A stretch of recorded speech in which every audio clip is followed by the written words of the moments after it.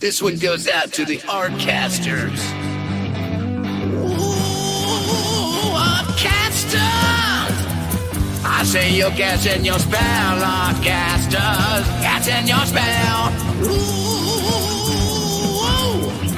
you're gonna cast that spell. Strike a hell. Whoa! Ooh, hi, hi, hi, hi, hi, hi.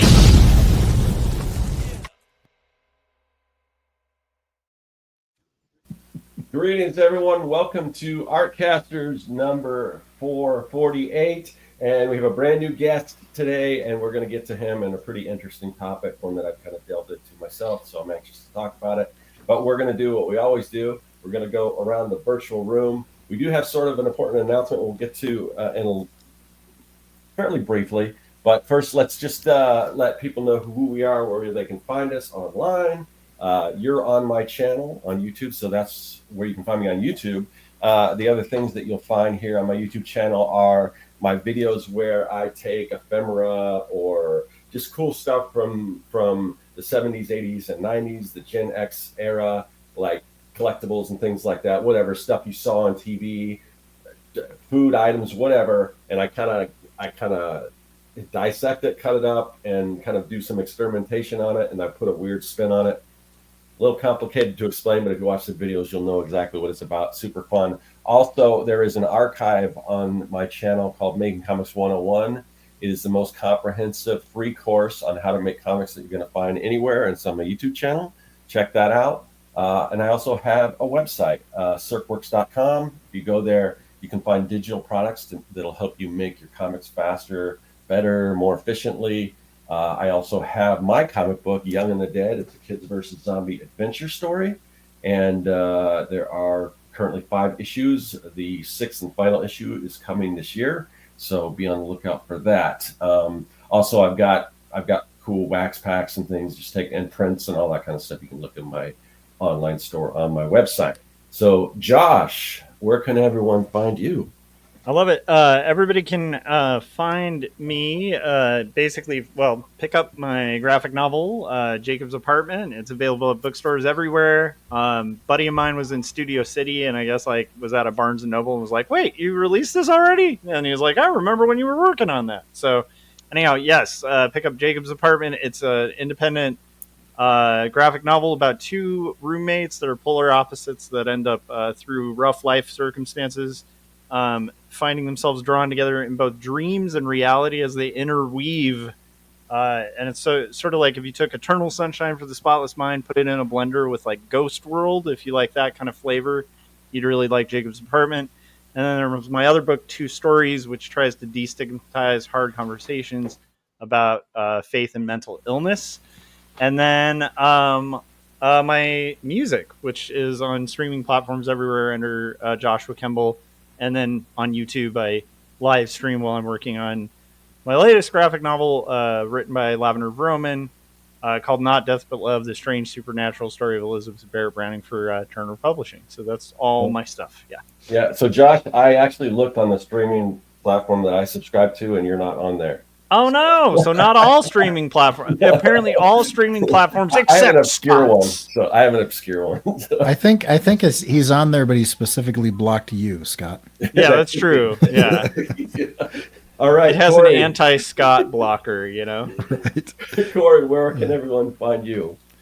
You can find my stuff at corykerr.com. And I've got a comic that you can read if you want to read about some insects going through the Industrial Revolution and rebelling against the forces that are trying to put them out of work at corykerr.com/rage. And if you want to read a book about what happens when time breaks down, you can go to corykerr.com/book.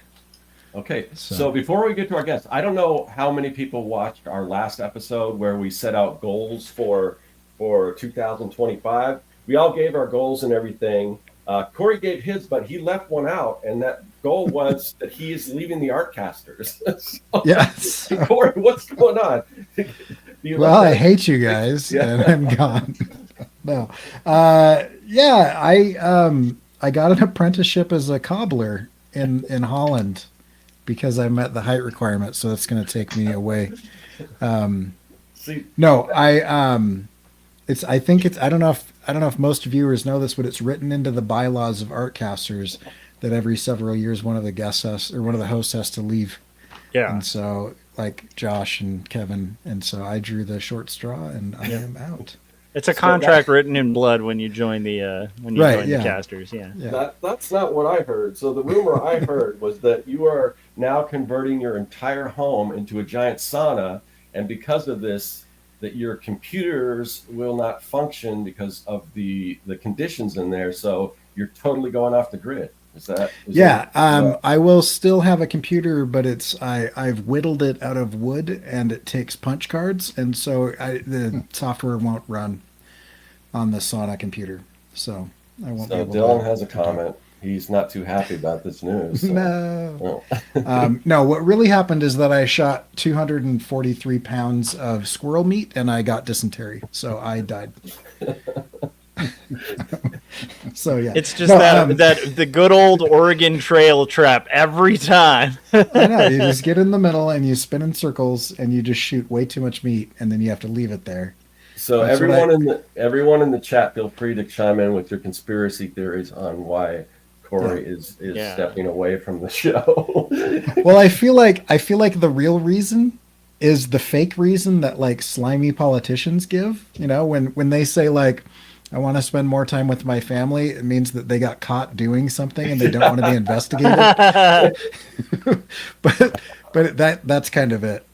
So it's just my kids are getting older and there's only 2 drivers in the house, my wife and I, but there's like 5 people that need to be in 17 different places all at the same time, and it's getting a little hard to balance. So, but I'm still gonna be around. I'm gonna still jump in, and Cory will reappear from time to time, just not as an official host, though. Or will he? Because maybe it's a doppelganger that I have been replaced with.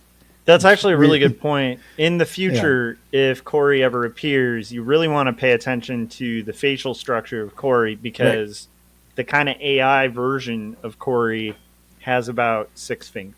Okay, so just look at look for that 6th finger. You know, you might notice if he raises his hand, you're going to see something like that. You know, if I have like 3 times the amount of normal human teeth, exactly. Yeah. Mm-hmm.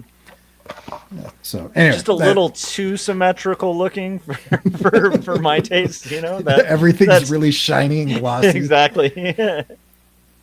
Yeah. All right. So we'll probably touch on some other conspiracy theories and things like that along the way. But we've been keeping our guests waiting long enough. So Tom is an old friend of mine. I'm not just talking about age, although both of us are kind of old. But we've known each other. We haven't really kept in touch, but we met each other a long time ago, back when both of our ex-wives were in nursing school. Tom was in art school for animation, and I was working on a children's show. Maybe we'll talk a little bit more on how we kind of met and all that stuff. But I want to give Tom an opportunity to tell everyone where they can find him online, because he's doing some cool stuff. So. Oh, well, thank you. Of course. It's a long time. I think that's circa 1997 there. Yeah, that sounds about right. I thought it was earlier than that, but no. Might have been 96, 96, something in there. Yeah. But I really online. I use Instagram now, and my thing is fridge-worthy art. So it's, I guess people get that. I don't know if they understand. There is a link. We did put a link in the description of the video. So people erase there. Click on that link, and that'll take you to the Instagram. I think it's just fridge-worthy art with dashes, like underscore. Yeah. So you can. Right on Instagram. And then I have the Facebook. I have that, and a page that just sits there and I think collects dust and messages from bots. And I have arts. I dump stuff on ArtStation just to share it usually, because I'll pick up different, like you got Freelance and do stuff like that. And typically I'll point them to ArtStation and say something to the effect of pick a style, now that we've been drawing for a while, you kind of, at least for me, that's always been the fun challenge, is just trying a new style. So that's really my online. I don't really have too much more than that. Oh, that's enough. And if you definitely check out his stuff, and we're gonna show some of the sketch covers and stuff. I'll pull some up while we're talking and everything, so you can kind of see Tom's art and everything. But I do want to get, like I said, we kind of met a long time ago, and then I was just kind of I was going through Facebook, and I saw Tom posting some of these sketch covers, and I'm like, oh, that's cool. And you were talking about how you kind of just built this little side hustle doing these sketch covers. So I kind of wanted to just dive into that, how you kind of got into that, how because I've done a handful of sketch covers. What happens is I'll go do a signing at the local comic book store, and that's what people commission you to do there and everything like that. But I don't know what's your experiences with sketch covers. How did that? What's funny is I always collected comics. Like growing up, I loved comics, and now I said I got out of them for a long time. And so of all places, I had, because I work for the Navy now, I think I told you, and somebody at through work mentioned to me Whatnot. I don't know if you're familiar with Whatnot, right? So they do some of the stuff. I forget the word you were using. It's like old stuff, right? And they sell that and all that. So I went on there. I said, well, let me check this out. And I went on. I just typed in art or something in comics, and there was somebody doing a sketch cover, and I didn't even live. I didn't even realize that was a thing, to be honest with you. People were doing their own on someone else's comic. I'm like, oh, I really like that idea. Like, this is cool. So then I went on this quest, as anyone with ADD would do, and I obtained as many sketch covers as humanly possible in a short period of time. And I have probably 300 here in boxes, and I just started to draw on them, and I was putting them on Whatnot. And then I would go in, not live. I never went live ever. I just put it in the store. And then I would go into others where people were doing art, and I would chat with the artist, Uh-huh. And I said, oh, yeah, I messed with those too. I posted a few in there. And then they would say, oh, nice, compliment me. Say, oh, right. Wow, it's really nice, And then people in their thing, inadvertently, I guess, I wasn't really even, this was like some slick marketing on my part that I didn't know I was doing. But the people from within their live stream were going to my thing and looking. And then next thing I knew, I was getting messages. They want, me to make them for them. Would you do this? Would you do that? I said, all right, So I say how much. Usually I do them around 150, Sometimes a little less. Just I basically, to myself, I said I want to make 50 an hour. I kind of time myself out. Sometimes you're, artists, how that goes. Sometimes you'll make $5 an hour. Sometimes you'll make 150. It just depends. But I was enjoying it. That was the thing. I was enjoying creating them, and I just got into this thing where I was just making one a day. Literally, I was doing one a day. Because of my job, I would just sit. A lot of times I'm on meetings and stuff, and I just sit there and draw as I'm going. And then I would look at different artists' styles. I have a ton of different artists that I admire, like Hal Foster and Al Williamson. And I got into Sergio Topi. You guys know Sergio Topi? I love him. So yeah, he's awesome. Yeah, I got into his stuff, and I got every book that I could find of his, and I started to kind of, in just sketchbooks, just kind of recreate some of the patterns he was doing and stuff like that. So then in my mind, I was trying to kind of make how you just kind of mix up those styles, and that's what was in my mind. And so it's kind of an ever evolving thing, where you kind of Al Williamson and Hal Foster. I really like them, but it's much cleaner. And Sergio Topi was much more, I'm not really a drug user, but if I use drugs, I think I would draw like Sergio Topi. This stuff is it's hyper, if you ever seen this, it's amazing. And he, you were describing before we got on, he strikes me as someone that does really get into, there you go. Yeah. Really get into it. I don't know how much time the guy spent, but it's a crazy amount of time. Yeah, I can see the influence in your stuff. But I really liked the different line work and usage of line, and not just the lines themselves, but the space, the negative space he used, and all that, and like the gaps he would create, leave, and it was very intentional. It's like it's kind of interesting, and that's the fun part. I don't know how you guys feel about just trying and emulate an artist and study an artist. Is like you can kind of get in there if you try to recreate like a study. You start Cory's done a lot of that. Studies you're like, and he's got some videos on it. And you think, well, how did they do that? And it's really interesting. But I think this guy's a wizard. And so he was doing stuff with line and just that was so unorthodox and didn't seem like. I came from like learning to draw. Like when I was young, I would draw from comic strips and comics, and like that's how I taught myself. And the whole reason I have that Fridge-worthy art name is because literally I would draw because my parents thought it was like I got gratification from being, this is so good. They would have friends over and they'd be like, look at what Thomas drew. Yeah. And it's on the fridge, Yeah. And I think a lot of us can relate to that. I mean, that's literally how I got into art. It's like, that was the one thing I did. I feel like that was my contribution to our household, was like cool stuff on the fridge, So I got into art and studying people, but when I went to, like, for example, the Art Institute, and then went for regular animation and then 3D, everything is very, it's like premeditated. Like you're really thinking through the lighting and the shade and all that. And I have all that in my head, after you do thousands of hours of like 3D or whatever, this stuff but this guy, he broke all the rules. Like he was just doing stuff that I'm like, what is he even doing here? Yeah.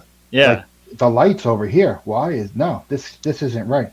But then, so I kind of got a little bit enamored with that concept of just kind of breaking, going against the grain as far as the light source, or having multiple light sources and things like that. And so really it was an exploration of that and just trying to integrate these different styles. And, I have other people, of course, I like, but the line work really interested me, like the way he cross hatches and stuff, especially on fabrics and things like that.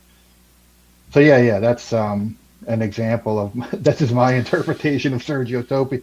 I don't know that it. You can see, I think yours is original, but I mean, you can definitely see the inspiration there. Yeah.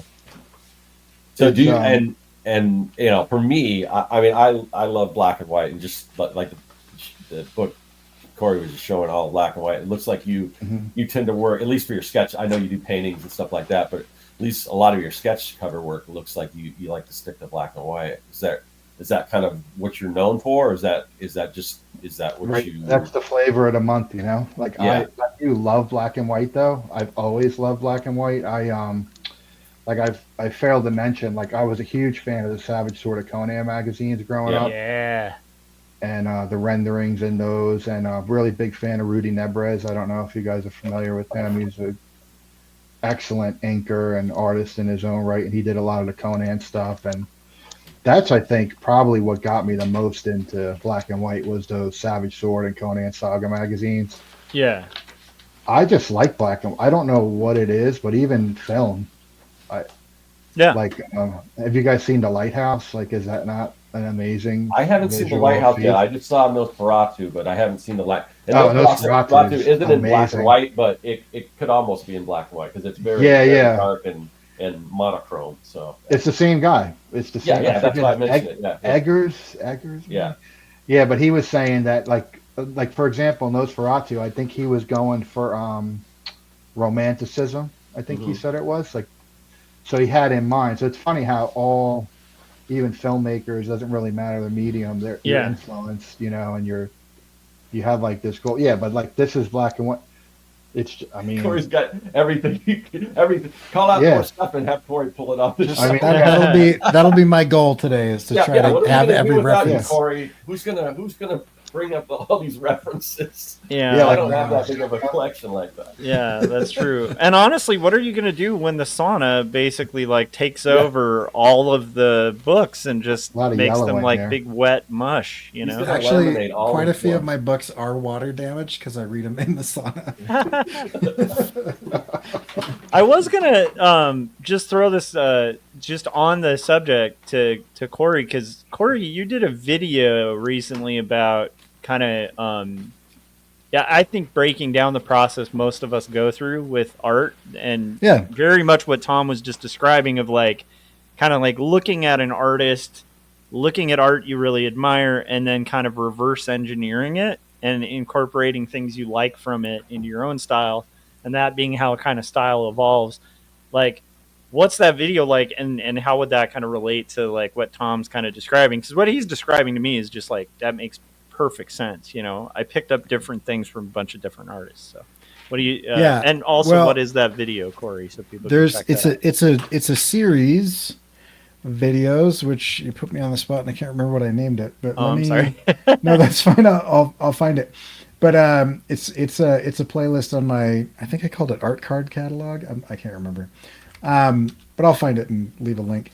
But yeah, basically the idea is that that's how everyone learns, right? Is this observational mimicry that we kind of do as children, and into our adults we continue to have that. And so but what Tom is talking about is a really important part of it, that we've actually lost quite a bit in today's society, in that most people they like consume entertainment or scroll, and there's very few people that like sit with art, right? And so if you want to do this, right, you can read those Sergio Tapia books or those Conan books really quickly, because there's very few words and whatever. Like, it's not like they make you spend a lot of time with them.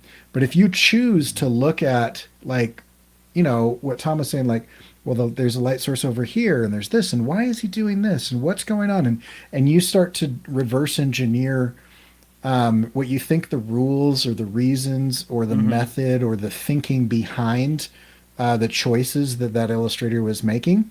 Yeah. What you're actually doing is, neurologically, we have this thing called a connection network, and that is everything that you know, right? And so as you add information that isn't like short-term consumable and forget, right, but it's something that you are analyzing and processing at a higher cognitive level, it actually tries to find a spot where that piece of information can connect to as many other pieces of information that you already have. And so if you have a rich connection network, what that means is that you've spent a lot of time analyzing, learning, and really internalizing a lot of the things that are going on. And each time you do that, it makes it easier to add more information, because there's more things for that thing to connect to. And so at first, early artists will go in and they'll do this, and they're just aping styles. It just looks exactly like a poor man's version of whatever you're copying. But as you continue to add more and more cards in that card catalog, or references in your connection network, your style starts to come out, informed by all of those things, but richer in that you're able to steal from so many different sources that it creates something new, you know? And so oftentimes people mistakenly think creation is creation from nothing. Yeah. But almost all the time, including at a molecular level, creation is the reorganization of existing material. Yeah, I love that, and that reminds me of and then obviously we got to get back to Tom, but that reminds me a lot of one of my favorite. You know, I mention this band probably once every 4 episodes or something. One of my favorite bands is Fugazi, right? And Ian MacKaye from Fugazi and Minor Threat. These are like hardcore punk albums, right? But his guitar playing, it's funny. It's literally just a guy who was really into Ted Nugent, weirdly enough, like when he was a kid, and just couldn't pull off what Ted Nugent was doing, but developed this like rhythmic style out of necessity. But it was like influenced by like 4 different, you know, things that sound nothing like the music that you hear if you hear Fugazi. Like when I heard Fugazi, I never thought like, oh, this guy's listening to like 70s rock, you know, like, so yeah, it's interesting. Even guitarists do this too, where you hear something, you'll be like, "Oh, I like that. I'll pull that." Or like Tom was describing, yeah, like sitting with an artist and being like, asking like, "Why? how, right? You're asking like the story of the art, almost like what are they doing? Why are they doing it? And how are they doing that? And then how can I do that? Right. I think that's really cool. Yeah, Sorry, Tom. It was cool because I relate to what you're describing. No, it's like, yeah. it's I totally interesting. agree with I that. think. Oh, sorry, Yeah. Tom. Go ahead. Go ahead, yeah. No, go I ahead, was just Scott. I was just going to say it's interesting. I mean, I think it's you can go about it a few different ways, but like what Tom and what Cory was describing with what he's got up, the better was it better make better visuals video he's got. Yeah, I it's mean, it's that's the video, but the whole playlist is called Visual Communication okay, Explained. okay, yeah, yeah. Um, but it's like you guys kind of actually sat down with the work and kind of looked at it and analyzed it. Where I don't know personally if I've ever done that so much, but just through osmosis, I think for me, I've read so many different things that little bits and pieces Yeah. come through. Like Mhm. I'm, you know, my favorite comic book artist is probably Art Adams, but I wouldn't say my work looks anything like his. But there's got to be some little elements that I picked up from him somewhere in there, along with Yeah. tons of other people. And I think it's also good too.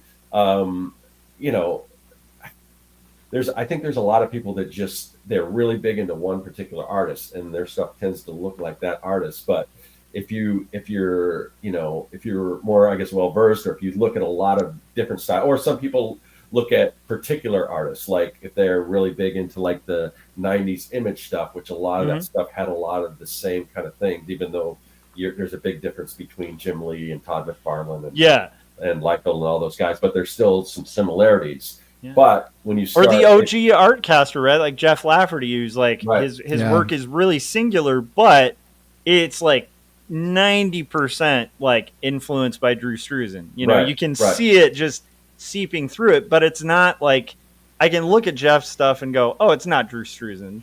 But right. it's the same quality and a very similar level of execution and composition and all sort, you know. So I think that's pretty. I don't know. I think that Anyhow, that's fascinating. Yeah. Yeah. So Tom, um, you know, it's kind of it sounds like the way you've explained it, you kind of just sort of it was almost like accidentally kind of fell into it, but you fell Yeah, into it, but kind of the right way, like you said, it was kind of you had kind of this you know brilliant marketing that you didn't really plan on. Is yeah, I basically how really, kind of you're describing.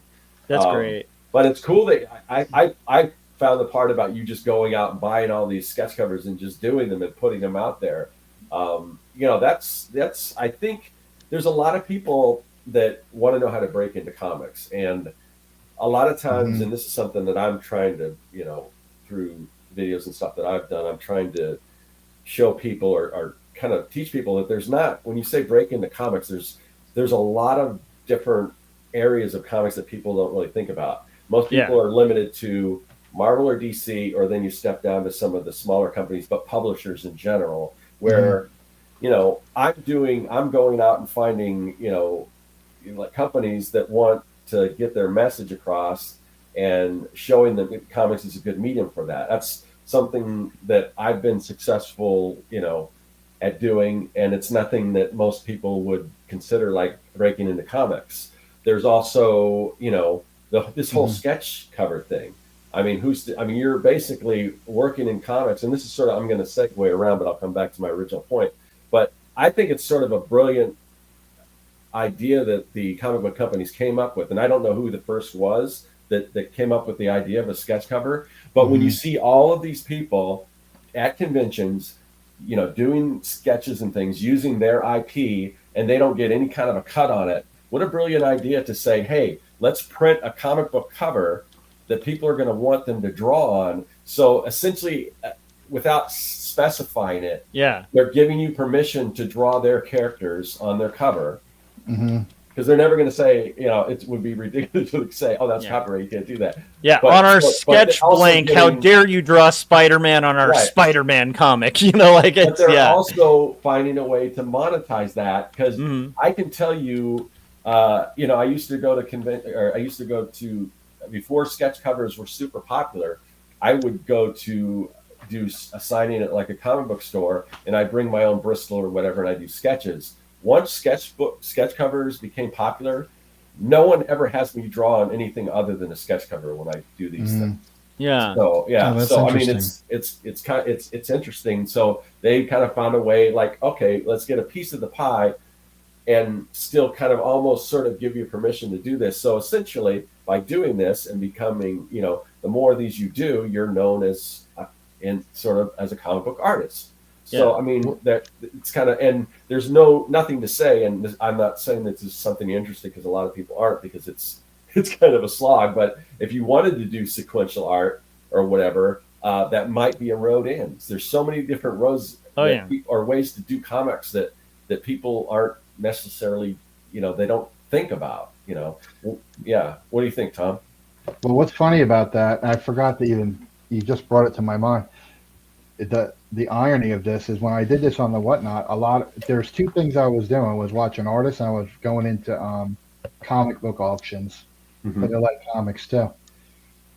Now as of today, I have like 3 different comic book stores that are talking to me about doing a variant cover. Yeah, That's so great. Yeah. Yeah, That's a thing. That's a thing. I'm like, what?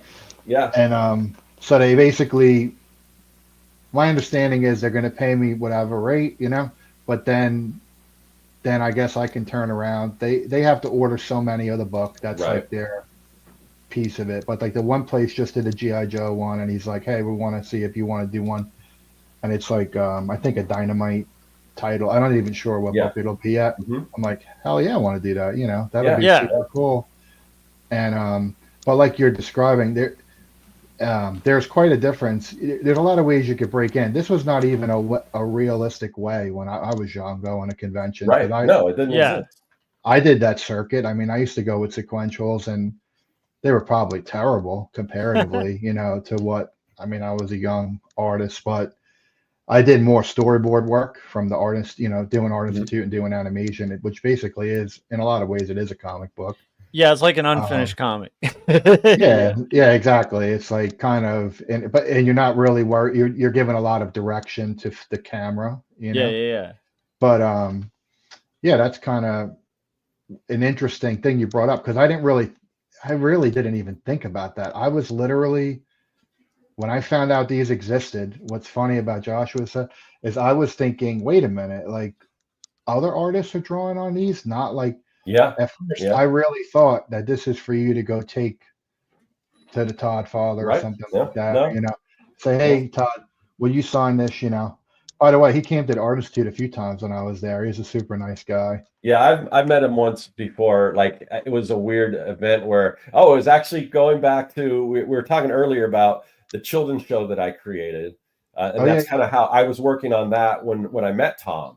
And we were promoting that show. So there was this big giant like event for families and kids. It was kind of like not like a trade show. It's like a family event. They had different, family products that for, so, and Todd McFarlane, there was a McFarlane booth there, because this was when he was getting into doing the toys and stuff, and he was going to have the Spawn car out there and everything. No mention that he was going to be there, because they've had other things like this where they just had they were just represented there, but Todd McFarlane wasn't there. And I'm like, okay, I'm going to be at the show promoting my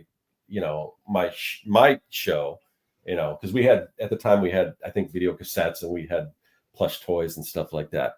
But so I'm like, I'll just bring my portfolio with me. And I literally did not have to wait in line at all, because that's not why people were there. Most people, some people may have known who Todd McFarlane was, but this wasn't an event for like comic creators. So, I just, maybe there might be 5 people waiting to see him. I was like behind them, and he took the time and looked at my portfolio and stuff. And so, yeah.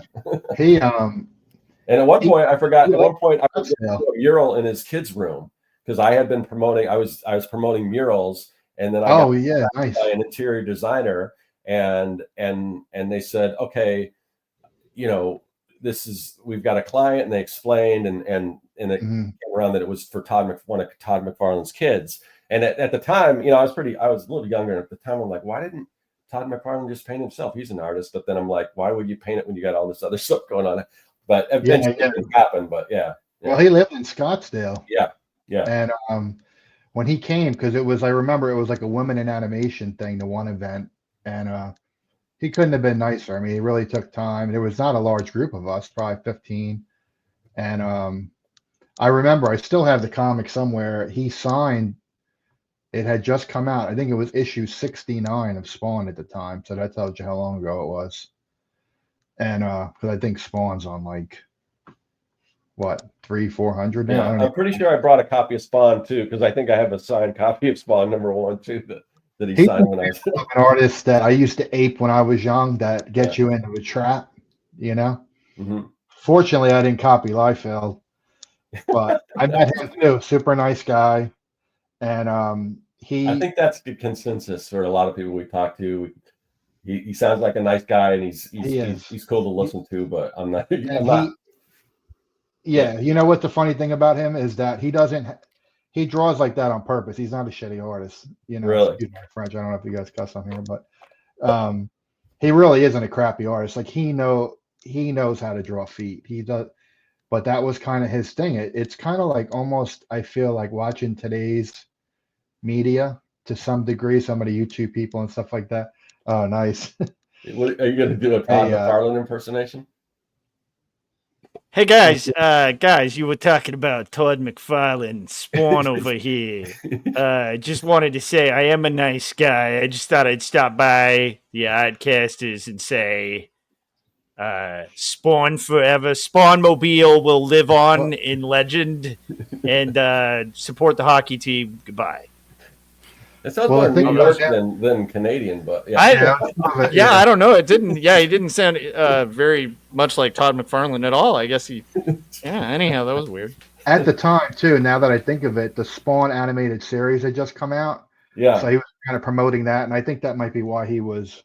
that might have been. Yeah, But yeah, I That don't is know how cool it- though. That Todd McFarlane was one of my heroes growing up. Like when I was younger, you know, when I started delving into indie comics, Spawn got me into Cerebrus, right? And then Cerebrus got me into all sorts of crazy, weird indie stuff. And actually, I think even McFarlane might have got me into Alan Moore, you know? So it's, yeah, I still have a he's soft just spot somebody for. that I felt like he was very unique at the time. Like you had Romita, Oh, yeah. Spider-Man, or whatever. I think it was Romita before him. Maybe it was Eric Larson. I don't remember.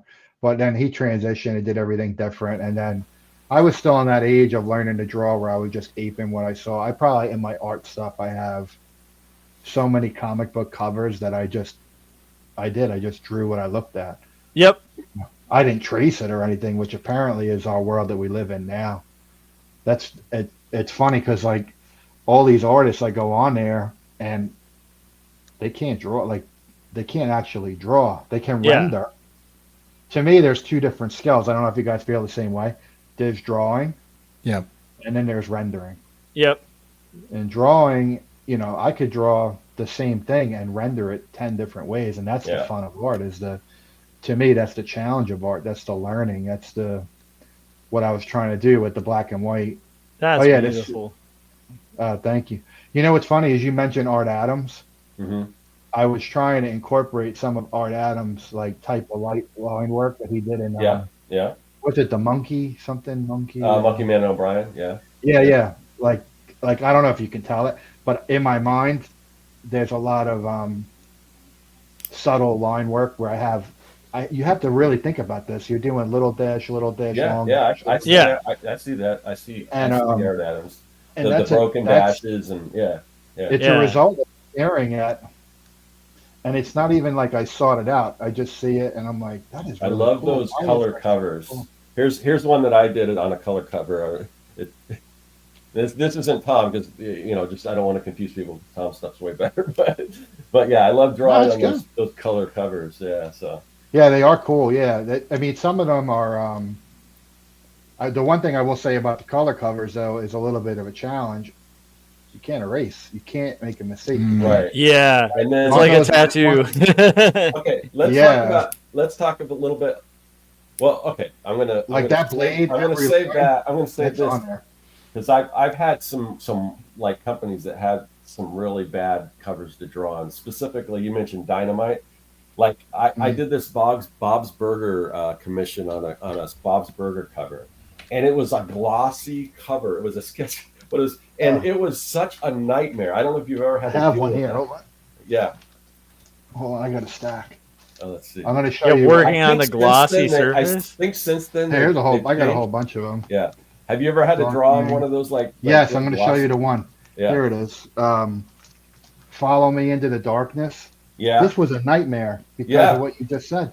Yeah. The I told the He's- guy he had more of Yeah. them, and I'm like, I can't do this again. you see how the black. See how the black on the yeah is like kind of. It like didn't dry. Yeah. It was almost like oil paint. I had to just like let it sit up. yeah. I think this Mad was like that. Mad Oh, that's was a great. little bit- I love Oh, that it. looks not as great. bad. Yeah, I aged Alfred E. Newman. That here. looks great. I love that. That's incredible. But I recall, That's thank awesome. you. I recall that cover was like that. Let me see. I think So I real should- quick, yeah. out of curiosity, when you're doing these on Whatnot, like, do you just list them for sale on there and then Yeah. take commissions, or do you ever do? Because I know Whatnot does kind of auctions too, right? Where you'll like do like a live thing. I think Yeah. that's on Whatnot. Am I thinking the Is right Whatnot? app? Oh, and You're is Whatnot 100%. like an app, or is it more like an eBay, like a website? No, it's an app, and Oh, it's. an Yeah. app. Okay. I could tell you guys. I think you should go on there. You know, Todd McFarlane and Rob Liefeld go on there. Yeah. Yeah, I was They thinking because promote- I've been doing promoting these their wax stuff on there. packs. I wonder if those would go good on there. It's what like to answer your question. I didn't do any of the auctions, but that is what a lot of people do. Yeah. I just made a store, and what I did, I just started knocking them out, like doing. Yeah. Yeah. Oh, thank you, Christopher. I would just start, working on them. And posting And, them up. That's yeah, great. and just putting them up there, right? Because I would just do what I like to do, and that's when I like art. I Yeah. was telling Scott, we Same were here. catching up earlier. Like when I got out of the Art Institute, I worked for CBS, and I was working on news and like, Yeah. commercials, and literally a lot of my time I was doing the over-the-shoulder shot of the news anchor, Uh huh. which was so brutal, Yeah. and it stole the thrill of art, and so. I Yeah. literally was doing them like that. And so what I would do, so then what I did, to answer your question, I would list the ones I've already done. And then I also did some that were commissioned, and I would just put them up there, commission, whatever you want. And, Yeah. So this one I did a little different. I used Copics on this one. Yeah, yeah, Yeah. that's usually what I use. Yeah. So, and I would say, what style do you want? You want this style, you want black and white, Nice. And the nice thing was, there's a guy that commissioned me to do a couple of something in the darkness. Oh, I sold them all. They're not here. I think I might have sent them to you. The one where the girl has a chainsaw. Yeah.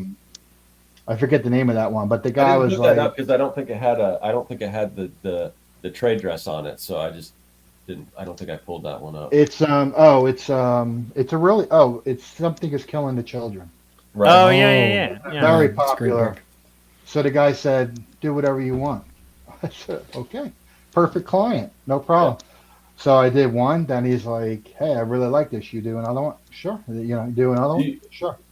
So Right. based on the stuff you're showing me, it sounds like you probably, I don't know what happens with me when I go to a convention. I have the weirdest requests, and it's like it's mostly mashups and things like that. I don't have any. I didn't pull any of those up, but I've got, and some of them are great, and some of them are just like I've done like a Grogu and an Oscar Mayer riding in an Oscar Mayer automobile. I've done, they just. Sorry, Grogu in an Oscar Mayer Wiener mobile sounds like the most epic, awesome it actually commission turned out ever. great. I liked it, but just stuff like that, and then I get just a lot of mashups, a lot of really obscure characters, but and usually mine are a little more comical, I think. But Yeah. but yeah, I don't. Do you get stuff like that, or is it just pretty much straight? Yeah, up, if I'm just being like honest, other character? no, I do. And if I'm being honest, I'll say no. Yeah. Okay. Because I got 100%. somebody on what I had a few people ask me to do like some nude, whatever. Well, I'm like, sure that's like cute. a Yeah, superhero character, but like, Yeah. yeah. I'm not saying I'm a snob, but I'm not down with it. Like, I'm not into that. Like, Yeah, 100%. I got 6 kids, 4 of them are girls. Like, I'm not drawing like Right. Kitty Yep. Pryde like Yeah. naked. Yep. Right. It's Not just gonna weird. happen. There's other artists that'll do that for you. Yeah. And I did have one guy ask me to do. He showed me this old ad of like Michael Jordan dunking in like a playground or something. With like he wanted me to do it with all the X-Men, but and you guys can relate to this. Yeah. It's about 7 or 8 people in the Yeah, scene. no. Yeah. I always on He my wants it on the pricing comic thing, I cover, always and he say wants one it for character. $150. Yeah, on my Yeah. pricing, I would say I it's said, one dude, character. I'll sketch it for you. Yeah, yeah. They're They're like, like, how I'll about sketch it for you. you draw like I want the Roman Colosseum filled with all the Marvel characters ever made, watching a fight between a horse and Thor and a chariot, and I'm trying to think of a bunch of annoying things to draw. Some cars. Yeah, some cars, but preferably cars that like weird angles, like flying in the air, crashing into each other. But they need to be perfectly in perspective. Right. For $150. How's that? Or you get the ones that are like, okay, I want Wolverine on top of Mount Everest. Yeah. But I want to show the scale of Mount Everest and him on the top. But I want you to put all these detail in his claws and stuff. No, And then after you draw it, I love it. Can you turn his head? Yeah. No, you guys totally get it, and that's why this is what I kind of got out of doing a lot of freelancing before because of doing portraits, like oil paintings, drove me insane because people would say, "I want you to paint this," and they give me a photo, and I paint that. I paint that, and they say, "Oh, my skin's splotchy." I'm like, "I know." Yeah. It is splotchy in the photo as well. You know? So it's kind of like. Have you guys ever read Caricature by Daniel Klaus? It's so cool. It's an indie comic about a caricature artist who keeps getting fired because he just draws people as they actually look. Yeah. And so he just keeps getting run out of town everywhere he goes because he's like drawing somebody and then they have like a giant pimple and he's like, I have to draw the giant pimple. I mean, it's the whole thing, and then he'll get fired. Yeah. Anyhow, sorry. I thought you'd get a kick out of it. No, that was a funny story because that one in particular, and I'm sure you all can relate to that. It was an oil painting for a friend, like whatever, like a friend of a friend. Yeah, I'll do it. I'll take half down, right? It's a couple got married. Yeah. Dark skin, whatever. Comes back, splotchy skin, fixed. Now you have smooth skin, plastic surgery artist style. Then she says, "Oh, my arms look fat." Well, look, I'm drawing it like I'm drawing a rock next to a tree. I don't care. Yeah. We're art people. We just proportionally we're drawing it. Yeah. Okay, I understand. I changed up. Well, with oil paint, it's a lot of work. I do it. Then she comes back and I don't know about you, but to me, if you ever do like people's teeth, you're not supposed to draw every tooth. Oh yeah. Well, she wanted me to draw every tooth because she was really proud of her teeth. 20 more in there. Oh no. And I told them in the original, I said I was concerned about the smile in general. So I kind of did just like really what you see, Yeah. And no, she didn't. So I actually gave it to the friend. You guys drawing every tooth I don't is really want the money. I said, keep it, half price sale. Just keep it. I mean, it was done except for that. I'm like, I am not. You will look like a demon if I do every tooth, So that's kind of like when I went into this, like circling back to the whatnot and doing the cover, is like I tried to make that somewhat clear in my thing. Like, look, I'll draw the character of your choosing, whatever. I'll ask them.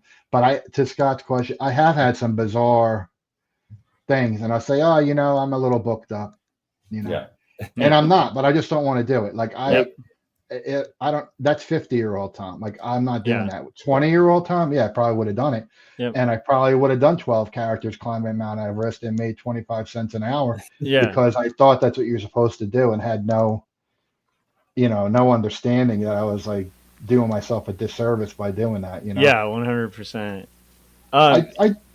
So. I love Cory's technique that he's been using recently when he gets a freelance job he doesn't want. He'll just be like, okay, I'm going to overquote the hell out of this. And then if they're like paying it, he's like, well, I mean, now I have to do this thing, but at least you're getting compensated for it. You know what I mean? Yeah, that's smart. Yeah, that's true. I recently had someone, a repeat client, and I met them after I had drawn them. And and they were like, "Hey, how's it going?" And I was like, "Good." They're like, "Hey, do you notice anything?" And I was like, "Oh, not really." And they're like, "Oh, I got a lot of work done because Oh, I no. liked the way that you drew me so well that I wanted to look like that." And so They just brought your drawing to the plastic surgeon. Make me look like this. Oh Yeah, wow. I remember one time I went to a barber and I had a Spider-Man comic, and I said, "Can you cut my hair like Peter Parker?" And if you saw Yeah. this illustration, there was no way you could cut like it was just like, no, this isn't like a thing. Oh gosh, what work did they have done? okay, I found it. So I was looking around Oh, because yeah.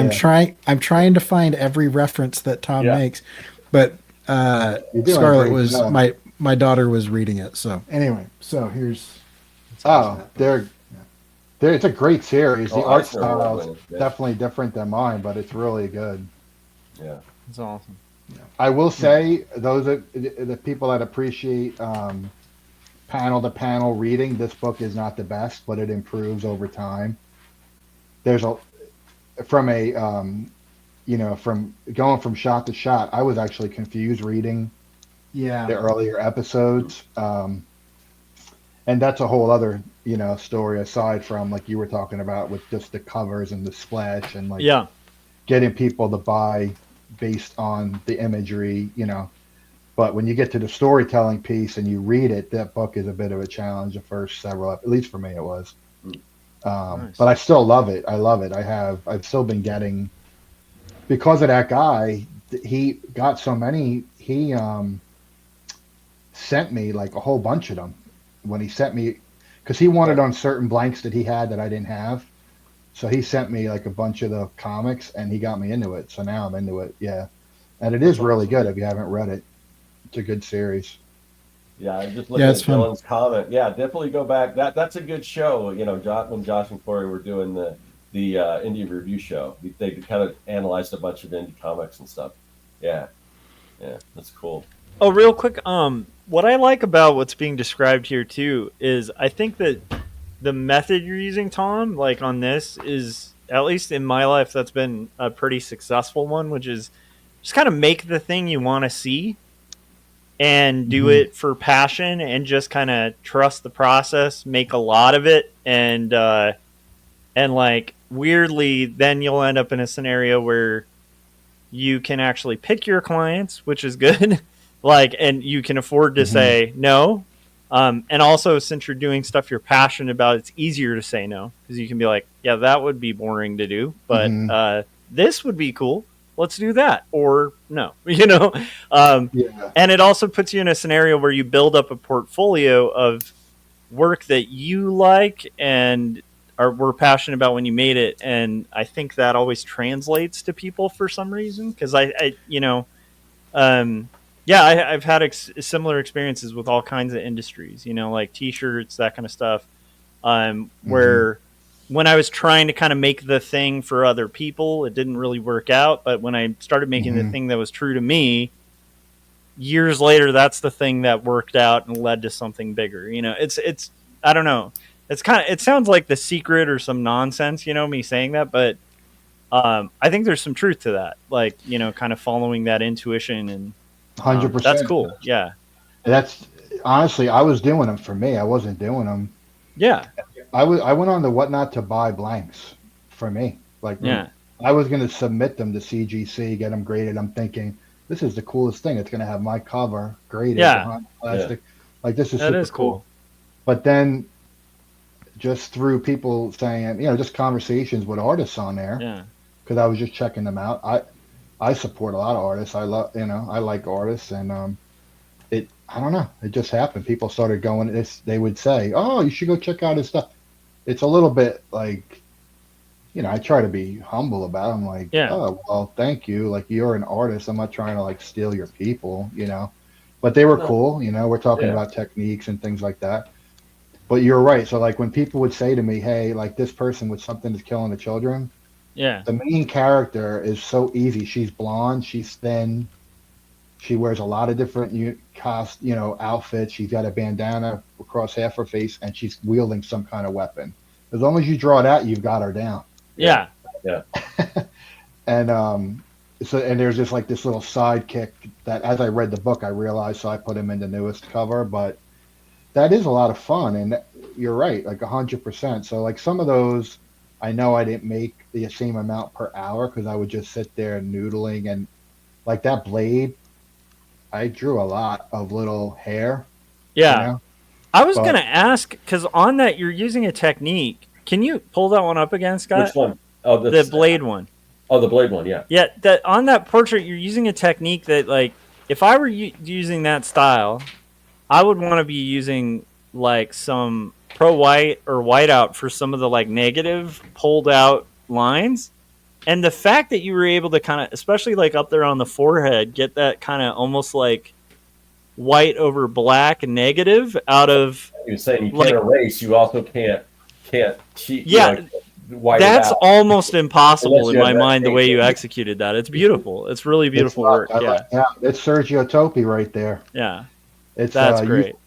use of negative space really is all it is. And what's funny is that, thank you by the way, but what I almost went into this one and used white on the teeth, Mm-hmm. and I was like, if I do that, all anybody's gonna look at is his teeth. And Right. so Yeah. I just knew it, and I knew I couldn't make a mistake. You could see I made a mistake actually, like on the one tooth in the middle, but it kind of looks like blood. You just think it's blood, Yeah. but like the yeah. crack right in the top. But Yeah. I know, to me, it's a mistake. I don't know if anybody knows. No, there's But, you got so many hatch lines and stuff that it looks totally intentional. Yeah. I Oh, love thank it. you. I think that's just a beautiful piece, and it's that's bold because, like, again, you can't really, like, you mess that one up, you can't, like, white it out. Like, that's amazing. Now, Yeah. and you know what's funny is that I kind of draw like that now. Like Yeah. these ones that I've been doing, I don't really pencil much at all. Yeah. Really? Very- Wow. That's I just go impressive. to town. You know why? Because I feel like when I do, you end up drawing it twice. At least I do. Because Yeah, if you could, yeah, if you're confident enough that you're not gonna, yeah. as But long as I know my I have to do proportions this are for- good. Yeah. That's the other good thing about superheroes and stuff like that is like I'm not really emulating any one specific person. Now the blade, I did look at a picture of Wesley Snipes. You know, Mhm. it doesn't look exactly like Wesley Snipes. I realize that, but I was trying to make it look somewhat Yeah. like him. I think the Superman one I did. I don't know if I sent you that one. That was No, you like didn't. I think I had. I don't know. Oh, here's another one on black. Here's another. Hold on. This one's on red too. This is Black Panther. Oh, cool. Yeah, that's really yeah. cool. And that, I try to use some of that. Yeah, you did the white on that one. That one, Yeah. that's A little good more quality. black. Yeah. This one is like this was different. This was a little challenging. This one, this was on black, and I used white. Oh, okay. So that's black. So you just paint, So or reverse. Yeah, it's totally reversed. So like that one, literally, I don't think there's any drawing. It's like what? do you What do you use to do your white on color paper? I used ink. White And I ink. used a gel pen. Like Okay. I used a jelly Yeah. pen for some of the finer details, but like Jelly pens are great for those, like, the little lines. Yeah. The only Yeah. thing that sucks on a jelly pen is every once in a while you gotta, like, hit it twice because it, like, kind of blips, like, oh yeah, depending yeah, on the jelly pen. yeah, no, in a lot of ways they're terrible. I mean, I have a whole bunch. I don't want to be like, yeah, but That's cool. like it was a different. Like I wanted to show you that one because that was very different. Like the approach was very different, and you had to. You really can't make mistake, as long as you guys have drawn a lot. Yeah. If you, it's really not that hard. At this point, we've been drawing a long time. It's really not that hard if I'm not trying to make it exactly a person to make it a reasonable. All it is relationships. Once I know the drawing is good, I'm good. So like I could very loosely make a couple of lines. Like I know the nose is here, the eyes are here, the ears here. Boom, boom, boom. Then you can confidently. Usually I start. I don't know about you. I start at the eyes usually, almost. No, I usually start with like a gesture, like get the body, like the formation, yeah, of whatever the body or a head, and then I'll do I still do the draw through lines where the face intersects with the eyes and Oh, it depends. I mean, yeah. The one thing I will say about the covers that is challenging and I did this sometimes, is I would rough them out on another piece of paper, Mhm. is fitting it on properly. Yeah, yeah. Yeah. The thing I did wrong all the time as an artist growing up and still as an adult is I would draw something and then I'm like, oh, they're gonna It's like have too big, or yeah, they're not gonna Yeah. fit, and they're gonna have like legs that are like 1/3. Yeah. I do that all the time. It's like the most annoying thing as an artist. And on a cover, you can't. I learned that on the first one I did. I did a Batman, like a detective type Batman one, and he looks like almost like the Penguin's body because I did the upper and I'm like, oh, this looks so good, And then when I got to the lower, it was too short. But that's when I realized I really got to do what Scott's saying. I got to work it out. That's smart. So you kind of do like like really pre-work out the sketch and stuff. That's smart. Yeah, That's cool. I feel like on a head it's easier because you have a lot more flex there. But if it's a full body, it's harder because you got to make sure Yeah. at least you want it to look decent, like to me decent. You want to make sure anatomically you got the bottom of the feet all the way up and you're good. Yep. That makes perfect sense. That's So- just an interesting challenge. So about how many? I mean, how much time do you dedicate to doing the sketch covers now? I mean, and are you to the point where are you still like just I'm just going to draw this cool one and put it up there, or like what's the split between ones you draw and then Well- put it up for sale, or that you commissioned to do? Honestly, most of them now are commissioned. So what Yeah. I did, you were asking about it, like I meant to tell you. So I started doing them, and I wanted to get. We live in Virginia Beach now. I moved here about 3 years ago, and I have not owned my own vehicle since we moved here. So I'm like, I got to get a used car, because I had a car. I worked in, I had always a company vehicle for like 10 years, so I didn't need one. So I'm like, I want to get a car. So I'm like, I'm going to draw to get the car. Oh, okay. It's like my goal. Not a brand, don't, Yeah. $5-6 grand, right? This is what I'm thinking. Yeah. And then it so happens, literally my neighbor next door, she's pregnant, getting a new car. So they said, oh yeah. I said, what are you doing with that? Oh, we're selling it. How much, He's like, oh, 5,500. I said, I'll take it.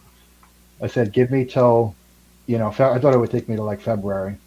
So that was like my motivation That's to awesome. draw.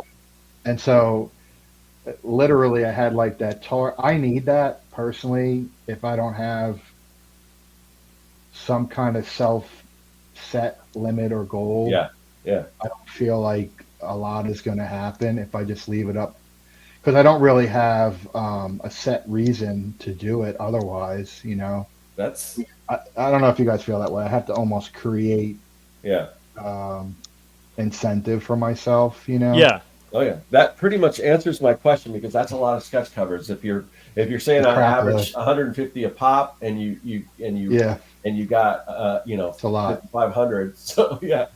Yeah, it's So a lot. And it wasn't all sketch covers. Some of it was Yeah. some other freelance, like, Yeah, Yeah. but all art related. One of Some my stuff- favorite Yeah. things, Tom, is being able to say because people when they find out you're an artist, like often are kind of like I don't know. There's weird perceptions of it because of that idea that like we're all like Vincent Van Gogh, like cutting off our ears and torture or whatever, Yeah, One of my favorite things, like I'm not like a wealthy guy or anything like that, but I proudly can tell people art bought my house, and it's like that is the coolest thing in the world that most people cannot, say. Like they've worked, they've done stuff, but it wasn't art, and like yeah, that to me is like if you can buy your car with art, you can buy stuff with art. Like it's like the coolest thing because you're going from like you were saying, Tom. Like these are things like most of us were like, I want this on the fridge, right. and you're going from that to like making acquiring actual things from something you drew on paper. That's the cool. I don't know. I try to remember that sometimes because sometimes when we're doing the things we do, even the things we love, it can feel like a lot of work. But if Yeah. you just remind yourself, like, this is the coolest job on the planet, like, I don't know, that's awesome. That's amazing. That's really cool. Yeah, that's true, and that's that kind of motivated me to do it because I Hell knew yeah. I don't really need another car. Let's say I didn't really need another vehicle Yeah. I work remote for my job, but it's inconvenient. I feel trapped in my home. Like I want to Yeah. get out of the house. You have doctor's appointments, stuff like that. So I'm like, all right, how am I going to make this happen? And it kind of just combined in my head. Hey, it made it like this little mini goal. I Do you do admire a- you guys those? though. Do you do a What's lot of that? those? Do you do a lot of mini goals? Because I've found that to be a thing, like a through line with Way many. artists. That's my problem. Is like you guys. I really admire that you finish these graphic novels because I have one. I've been working on something for probably 25 years. Oh, in all fairness, So long. My daughter's writing it now. You know, in it's all so, fairness, my book, I've probably been working on it for, I would say, 15 years at least, and it's just this year going to be complete. So Yeah, but it's just I need- slowly chip away at them. You know, I don't think any of us are Yeah. like the guy you want to bug is like Dave Baker we had on. That guy's doing like 2 graphic novels a year. I don't know how, and that blows my mind. But yeah, I think for us in general, it's going to be, you know, for a graphic novel, it's going to take at minimum like 5 years. This one might be the fastest I'll do, but you guys Yeah. could be my accountability partners because that's what I need. yeah, Okay. yeah. I really need that. I need like this. I will say, like, you'll probably spend 10 years on it and make maybe a little bit more than you did on one cover. Like, Here's the thing. I'm teasing, Like, just that. that Yeah. you know what? This is something that I want to do for me. Yeah. It's not even. The art stuff, yeah. Yeah, I would be that wanna guy, see like, whatever you have, I'd like to see part of it at least, or just Oh, yeah. Oh, I well, also, I don't have- yeah. we bullied Cory to get back into comics from his lucrative animation gigs, which pay really well, and now he's working on a comic again. And I'm taking credit for it as a joke because Cory's been into comics before he even met us. But my point is, yeah, if you love the thing, you kind of have to just do the thing, even if you Yeah. know it. Yeah, it's And bizarre. now it's become where my daughter, she's 26 now, my old, and like Wow. now I love the concept of her writing it, me drawing it. So now I'm fixated on that. So now I'm like, I could care less if anything, so you know, if they say, I think I'll like it, you know. Yeah. But, maybe someone else will like it, But whatever, here's you know. the thing, Tom. I mean, Josh is kind of semi joking, but I mean, with this following that you're kind of building off of your sketch covers, Yep. you've already started building something. Even if you translate that more into some kind of a other social media, or even you can maybe you just, I don't know how Whatnot works totally, but if you gain that, if you can start building that following while you're working on this book, Yeah. run a Kickstarter for it. You can, I mean, it's the idea that indie comic artists can't make a lot of money. There's so many indie comic It's artists 100% true. that Yeah. are making tons of money through Kickstarter. You know, Oh, yeah. so yeah, so Well, All right, and well- Tom, even what you just described about going on Whatnot and just being like, I'm making these things because I like making them, you know, and then suddenly people start really resonating with them. The same thing can happen with like a book, and the only way you really find out is like by kind of putting it out there, following your passion, and sometimes it resonates, you know. And so I think that's pretty cool. I don't know. No, I Tom, appreciate it. That's Tom, yeah. here's the cool thing. Since you do sketch covers, if you get to the point where you finish the comic, Yeah. you can print sketch covers of your own book. Here, I'll pull up this. This is as a Kickstarter reward. I was doing sketch covers of my own book. So Yeah. I said I'll Oh, draw, nice. Okay. I'll draw whatever 80s kind of references as zombies. So, Love so that. and that's Yeah, that's awesome. because you can print your own sketch covers for your own books. So that's kind of cool. So that could totally, I mean, with that as an incentive on your Kickstarter, that can also add to the growth of it and everything. So True. because then you've got all the people that are going to want to commission you to do a sketch cover, but they're Yeah. also getting your comic instead of like a Marvel or DC or something like that. So It's kind of funny because like I appreciate you, like you guys are inspiring me because I kind of stumbled into it, not quite like the Hawk Tuah girl, but kind of like along those lines, you know, like Yeah. I wasn't really looking for it. I was just going, don't do any crypto scams. Don't Yeah, do yeah. You know, like, but it's funny how really I just was going to buy blanks to draw for myself and check out cool artists, you know. Yeah. And I've bought from probably 3 or 4 guys on there that their stuff, and Yeah.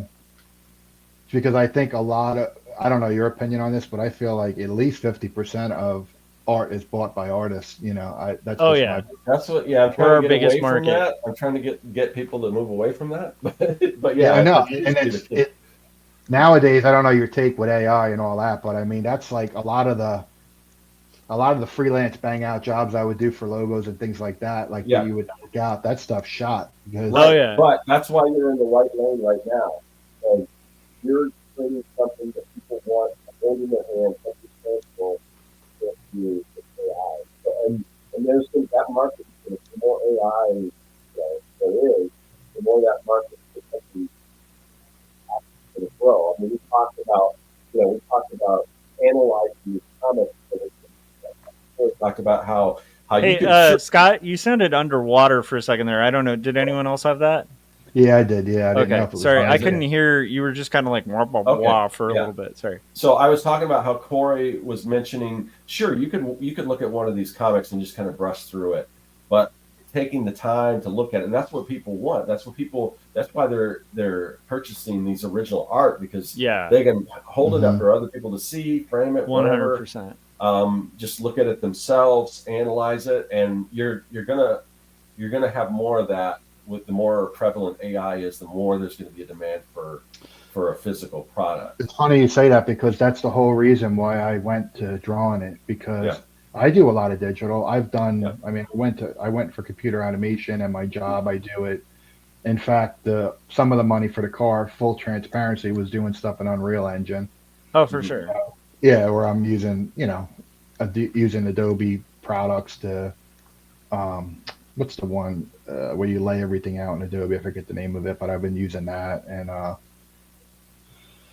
stuff like that for work and all that. But I got so annoyed with AI, and like in a way, not that whatever. It just kind of troubling.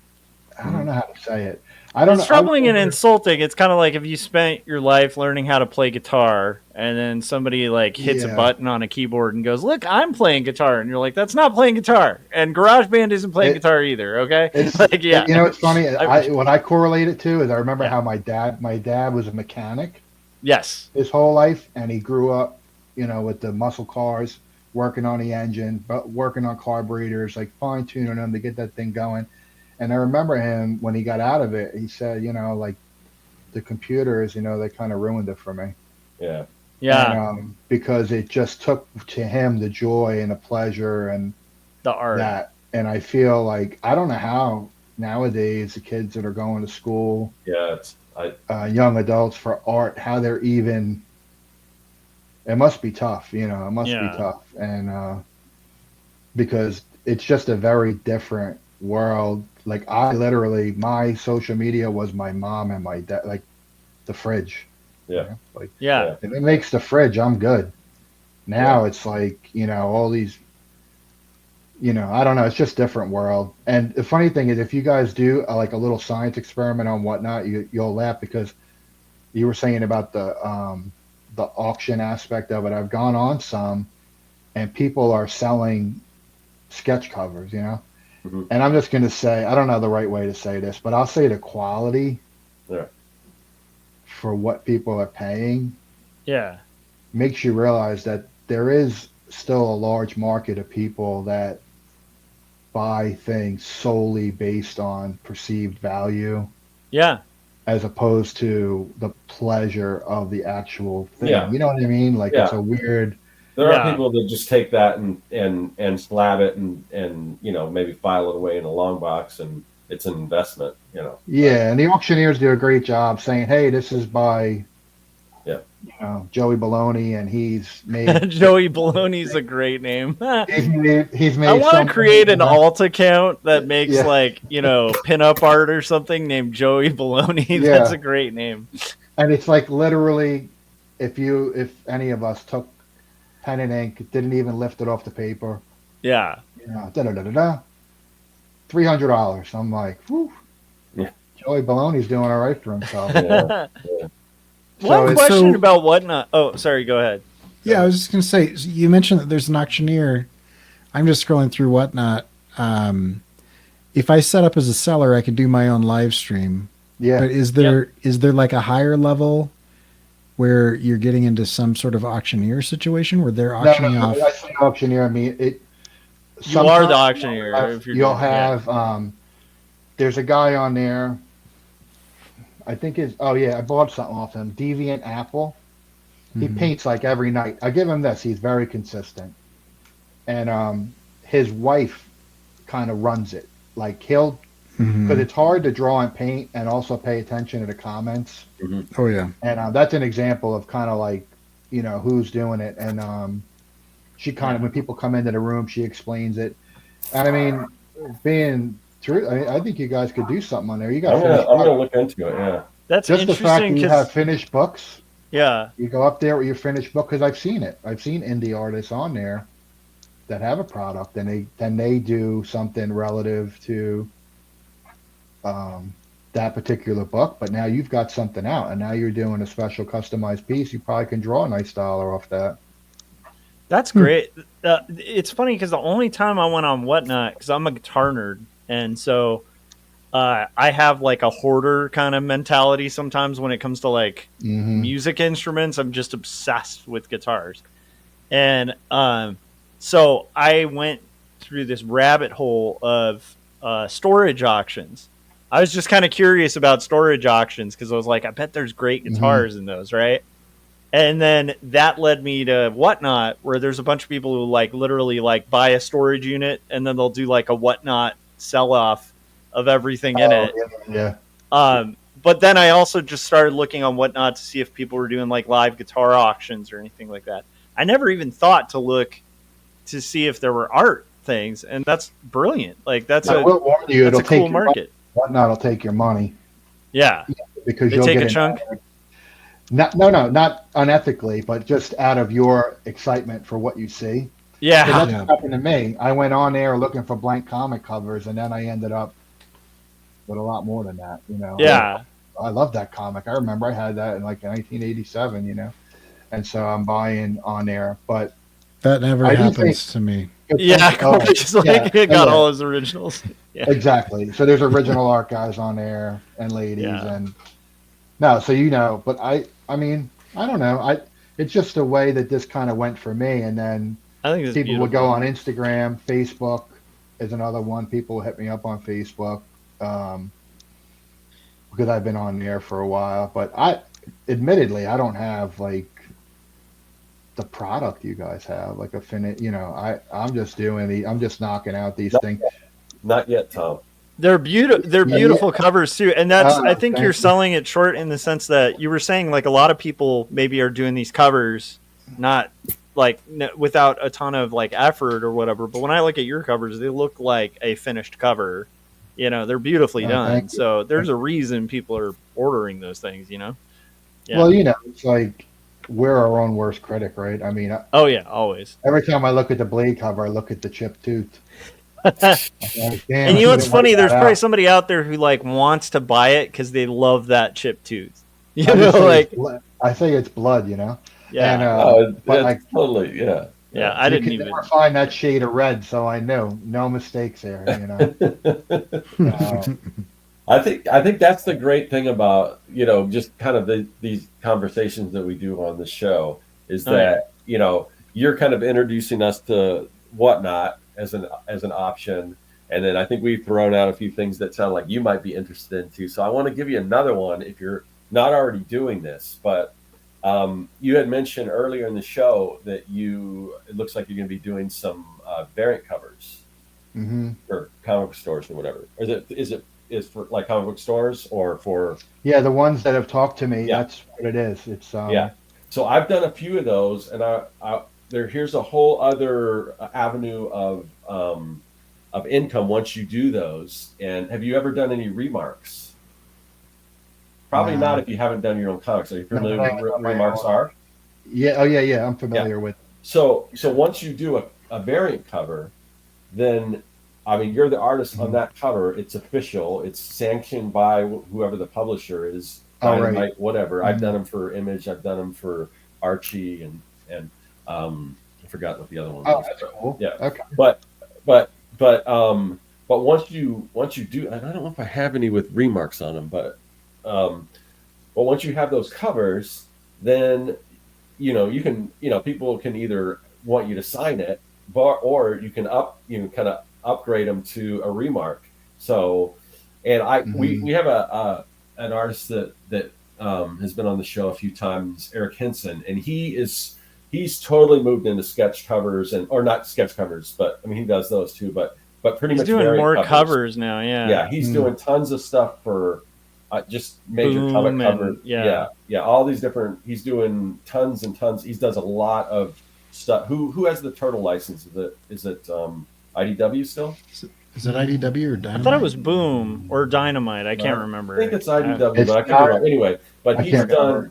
Yeah, he's done a ton of variant Turtle things, and so he'll even sometimes anticipate and leave a little space for where he can put a remark. I mean, it doesn't look like it's empty or anything, but it's Yeah, that's kind of, clever. there's nothing major right there. Yeah. and Right. and he'll just do remarks on those things, and you can charge for those, and so Yeah, that's clever. It's funny the cover thing because we're talking about that. Like this is how this works is that's what got me into the same thing. I was telling you about that neurodivergent group. They're doing this hyper focus like fundraiser for people that are on the spectrum, like autism, ADHD. There's a various thing, and it came literally from them looking at these comic book covers. Like they're That's like, so hey, cool. and what's funny is they look at the style, and I'm like, okay, and that's really just the style I've been doing recently. I don't know if you guys are like that, but I jump around styles. Like that's the fun of art. Like there was a time when I was studying Alex Ross and stuff like that, my Art Institute years really, and Steve Rude and people like that I really admired their watercolor skills and things, and so I was doing that stuff. So it is interesting how it can work into getting noticed. You really, that wasn't the expectation, but certainly the best part of it to me is it's fun doing it. So Yeah. If Like, you guys if don't mind someone's- driving the conversation real quick, I'll be right. I'm gonna Oh. pull out some of those sketch covers and show Tom real quick. Hold on. Oh yeah, definitely, yeah. So I mean, that's just kind of an interesting. I like looking at other people's art. I mean, if I look around, like I don't have my art on the wall. I think I have one. Yeah. Of my daughter I drew. Like I buy other people. I enjoy other people's. But I don't know how you guys feel. I enjoy the experience of creating the art. Yeah. But I enjoy looking at other people's art and trying to understand kind of their experience and like what was happening there. I don't know if that makes sense, but that's So not sketch Yeah. covers. I meant variant covers. So this is the one I did for Archie. with Oh, Betty and sweet. Veronica. So I did that one. you're big time. I didn't know you're big time like that. I don't know if it's big time. You but- should have a golden chip. Okay. He Oh, does okay. actually have a golden chain that has a spinning S for circling them. Got some swag. And then this one, Yeah. this one I love. This was a fun one because if you've seen my stuff with the nostalgia and everything, so are you familiar with Ice Cream Man? The comic book Ice Cream Man. It's a horror anthology. So I did this one, Ice Cream Land, and it's based Oh, on like nice. the Candyland board, the classic one. Oh, that's really cool. So I only have a few episodes, a few issues at Ice Cream Man. They're all later. Is that a good series? I think this is issue 1. Oh no, this is issue 25. I think. Yeah, I mean, from what I read, like I love horror anthologies, so it's kind of right up So my that's alley. published. That's out. Man, Oh, I love yeah. that. Dude. That's Well, super yeah, this cool. one is through Surprise Comics, which is Yeah, I out love here in Arizona. And then I think, yeah, and I was just doing little remarks like right over here. Like I would just do a little remark, and the remarks I did were all themed around like ice cream treat, or no, like Candyland, like the Candyland characters. I would just do the little Candyland characters in here and everything. Yeah.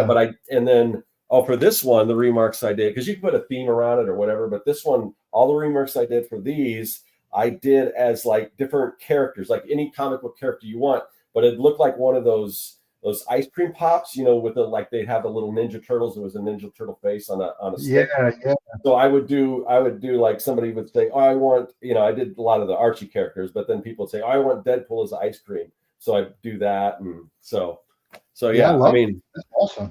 so definitely Really look into good. doing remarks, and then I use because you have to put the white down before you can do this, but I use do you use Molito?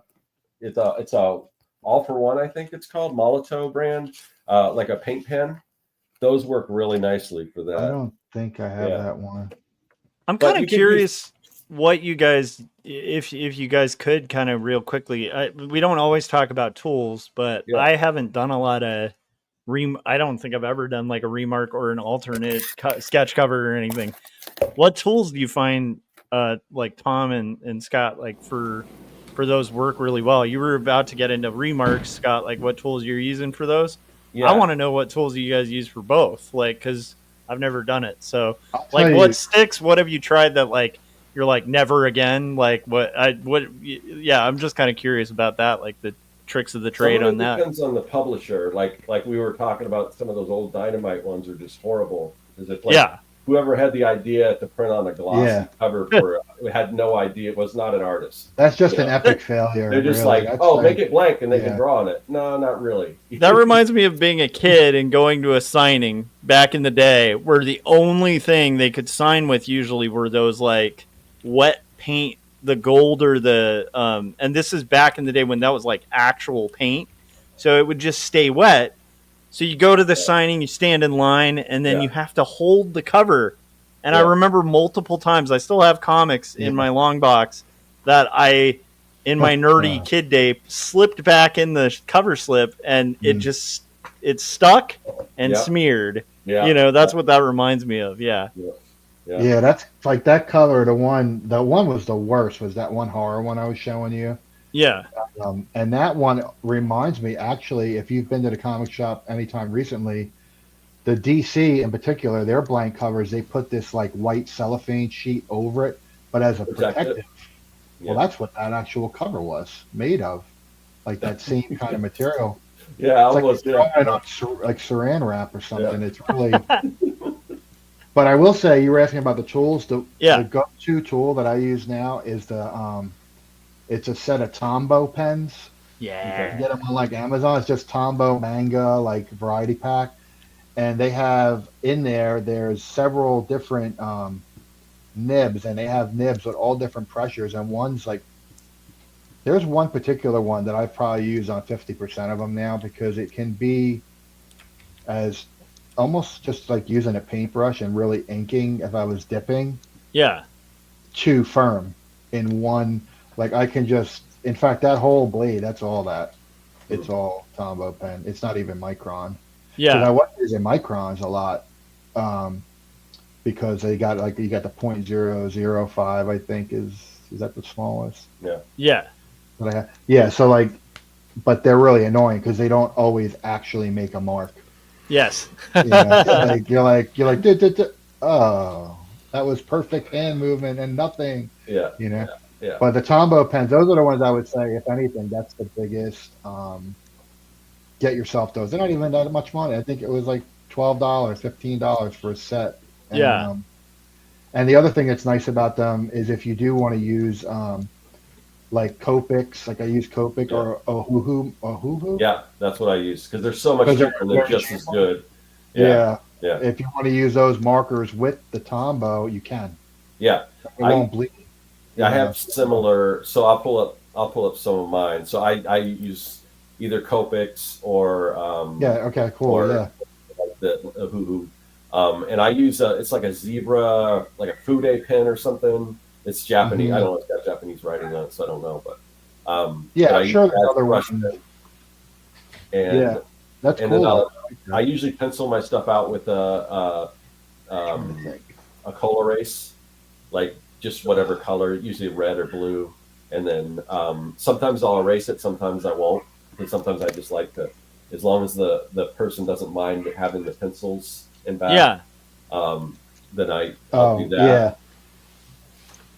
This is I'm trying to find one that's This was like the Tombow and the Copics.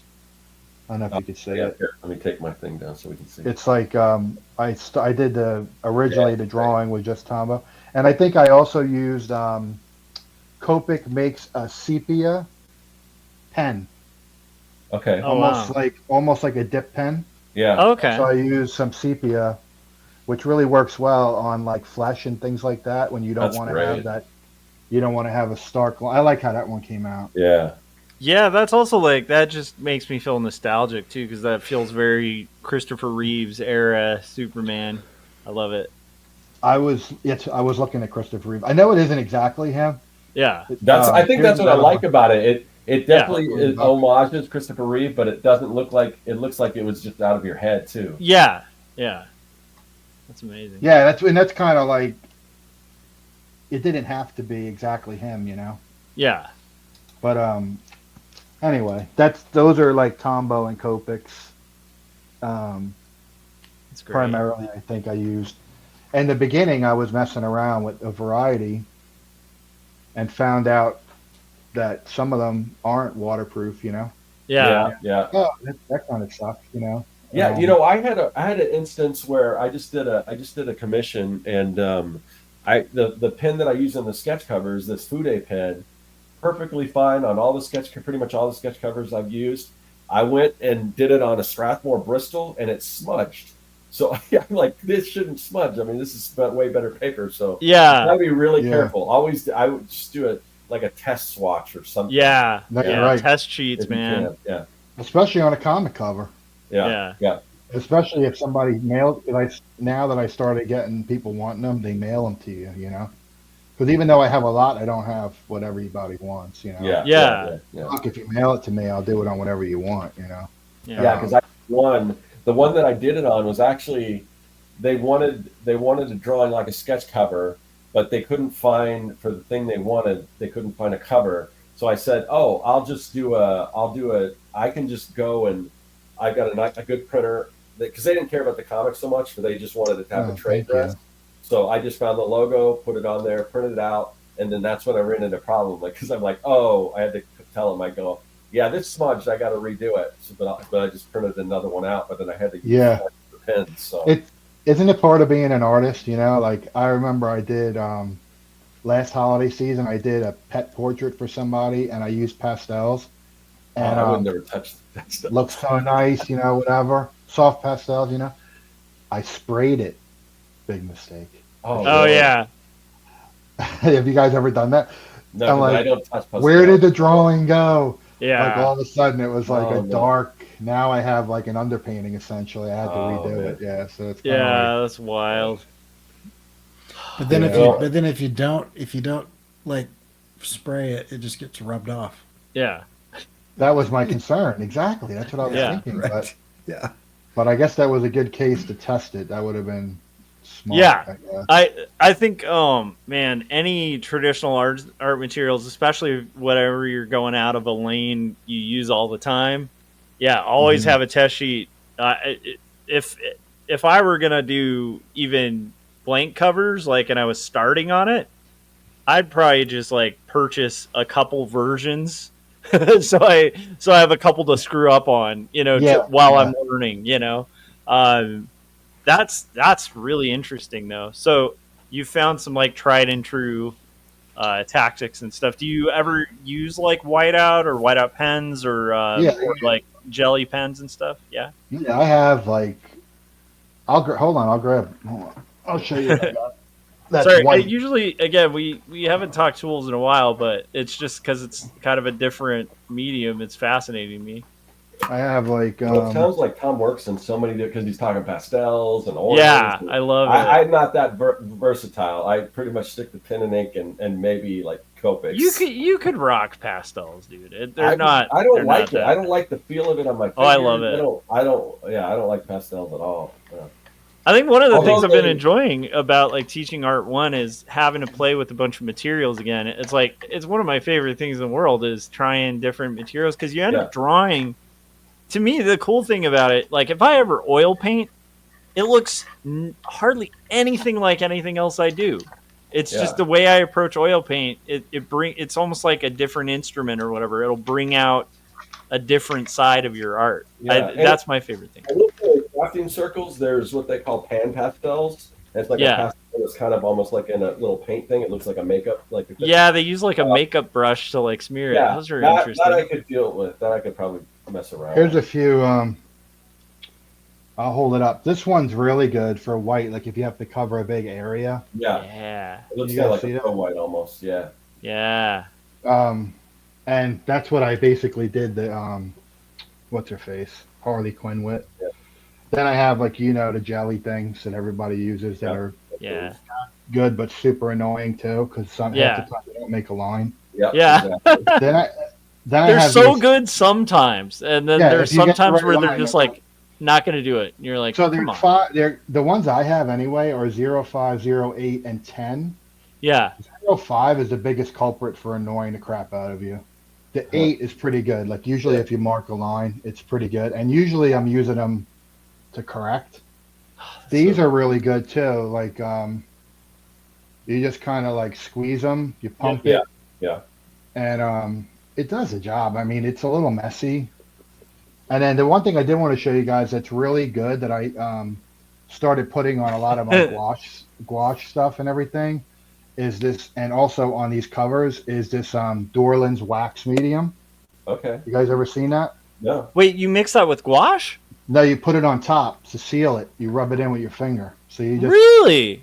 you just dip your finger in and you just, and it makes it waterproof. So if you've done gouache or watercolor in particular, or water, is water soluble the one that gets messed up on water, right?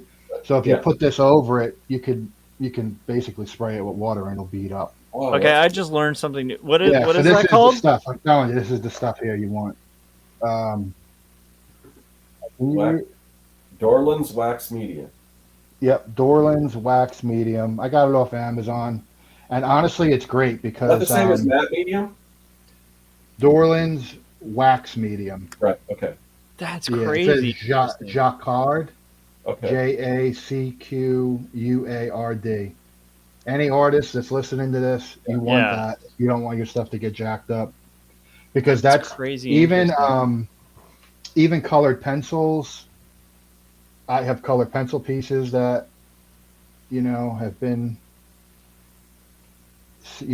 are at risk of being destroyed if you get them wet, stuff like that. Even though pencils are pretty waxy, you still it'll seep between and it'll get in behind it and jack it up, But yeah, definitely that stuff I think is solid. But as far as white, that's really all I use, and then just a brush.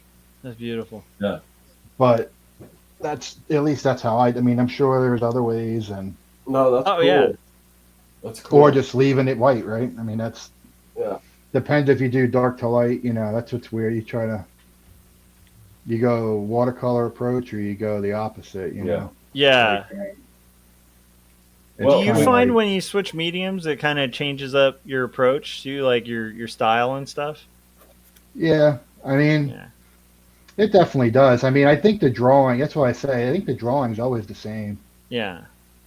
I mean, I'll hop on if you guys ever want to have me back. I'll hop on another time and do I want to talk to you after the show. I did it for another we show. can So. for sure. Talk about another medium because I've tried so many, and a big part of art for me over the years is the joy of figuring out how to use the tools other than the drawing. Not the set. Like to me, the drawing is fairly easy now. Like to just draw it, map it out. Yeah. I think most people that have been drawing for at least 5 years are probably pretty darn good at that. And then, but then it's like the rendering, and that's the real. When I go to the art museum, or if I look at a book, or if I'm looking at someone else's work, I'm like, man, how did they do that? Like, what were they doing there? How did they, and I find that really true. And that's why I think we gravitate to black and white. Yeah. Because I feel like black and white, it's so evident. Like if you study Bernie Wrightson and you look at his, like you're like, this dude is like planning this out, and he's using ultra thin lines in the back. And as you push forward, he's using a thicker line. That's really the only difference, but it's creating incredible depth, but you have to really be so conscious of that. He's leaving white areas. Sergio Oh Tobi yeah. does some of those same things, but Bernie Wrightson certainly is. Yeah, yeah. Wrightson also does it in a way where it's pretty clear he didn't do it quick. You know, like it's so No, that dude's meticulous. like- Yeah. It's Yeah. so beautiful. He's putting out comics like Joe Madera. Remember him? Yeah. He put out like one issue, and then like 6 months later, the next issue comes out. Yeah. And so he had a hard time keeping up with like. I think he kind of fell off. What was his book with him? Was it Battle Chasers, or was that somebody Yeah, I think else? so. Yeah, Oh, Madureira. Yeah, Yeah, you guys right. remember that? Yeah, like Yeah, and that's mad. but he did well. It got picked up for the video game, and the video game's good. Yeah, I think Yeah, the that's. video I game think is really he good. got in after that. He got into doing video games because it was more lucrative. Yeah, that's what I Yeah, heard. yeah. But Certainly. Yep. yeah, we are coming up on our 90 minutes, so I want Ooh. to start wrapping things up. But I know 90 time minutes. flies, but we definitely want to have you back on. Well, so after we close out, just stay on for a couple more minutes, and I've got an idea for another show to do. Oh, I enjoyed it. Yeah, I appreciate. Hopefully, Yeah. I wasn't. You got me amped Yeah. up on it. Dang. So Tom, one more time, let everyone know where they can find you. So on Instagram, it's fridge_worthy_art. And then I have a Facebook with the same name. And then if you're into just looking at gallery type Whatnot. stuff on ArtStation. Oh, and I Yeah, have look them up Whatnot. on Whatnot. Yeah. Oh, yeah, that's right. I'm on Whatnot too. I'm Fridgeworthy Art on Whatnot. Okay, cool. So Yeah, there's a same. link. There's a link to the Instagram and I think the ArtStation in the description. So if you just go there, you can click on it. It'll take Just you right send me there. a Yeah, message if you care to. Yeah. If anybody just wants to chat, want to talk about yeah. doing stuff. I love to talk shop. I actually enjoy that more than the sales part, which is probably why. Yeah, I think most people do. Yeah. Yeah. I enjoy this, like talking Yeah. about other people's experiences, good or bad, and like I'm like, oh, you had that aggravation too. That's why Fabulous. we do the show. Yeah. That's why we do Yeah. the show. So, Josh, where can everyone find you? You can find me on YouTube under Joshua Kemble, and then you can support indie comics by picking up a copy of Two Stories, which is hand lettered, hand inked, and Nice. handed to you in print. And then also on Amazon, and then Jacob's Apartment, which also inked with brush, 128-page graphic novel about two polar opposite roommates that fall for each other, and dreams and reality start interweaving. So yeah, support those and pick those up. Yeah. You just made some sales. Yeah. Now that's what happens. I'm like, oh, very cool. It happens to us all the time. Half the Yeah. Scott can attest to this. We have guests on this show, and then 9 times out of 10 we're buying their books if we didn't before having them on. So yeah, totally. Yeah. So, Cory, one last time, where can everyone find you? Well, you can find me on C-SPAN because my Senate hearing is coming up. I got nominated to be part of Trump's cabinet over the development of AI. So you can follow me there. But if you want to do like stick around and make sure that I'm like where I'm going and stuff, I'll be on YouTube. I'm on some other things as well. I'm not going anywhere off of the internet, but you can find all that stuff at CoryKerr.com. I'll always make those announcements. And if you want to get like the email notifications, I've got a couple that are going to drop here pretty quick. CoryKerr.com/email. And then if you want to read the book about time breaking down, CoryKerr.com/book. And here's a theme that's kind of developing. If you want to read the comic, I've got about 5 or 6 pages that are going to drop in the next few days if I can reclaim my studio back from my teenager. CoryKerr.com/rage. Yes. Awesome. Get on his Substack. Awesome. Support And this man. hopefully it won't be the last time we see Cory. He's got an open invitation to come back whenever he wants, whenever he's got something to promote or just wants to chat. So I'm sure Cory will be back in some way, shape, or form. And then as far as me, you can find my stuff here on YouTube. I've got a series called Making Comics 101. It's the most comprehensive free course on how to make comics you're going to find anywhere. And like I said, it's free. It's all up there on YouTube. You can watch as much or as little of it as you can. If you're only interested in one discipline, if you want to learn about inking, go to the inking episode.